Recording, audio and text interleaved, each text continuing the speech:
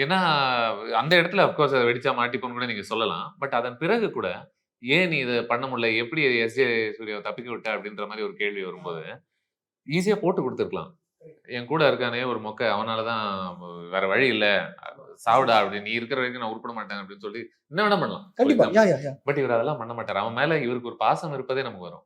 And அத நம்ம flashback பார்க்கும்போது தான் நமக்கு புரியுது. ஓ! இவங்களுக்குள்ள ஒரு பெரிய லாங் ஹிஸ்டரி இருக்கு.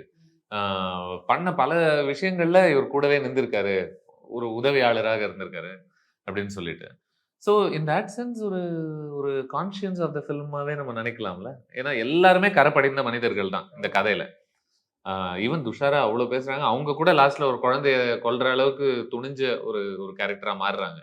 பட் இவன் எந்த இடத்துலயுமே அப்படி கிடையாது. இவன் வந்து அவனுடைய வேலைய செய்றான். அவ்வளோதான்.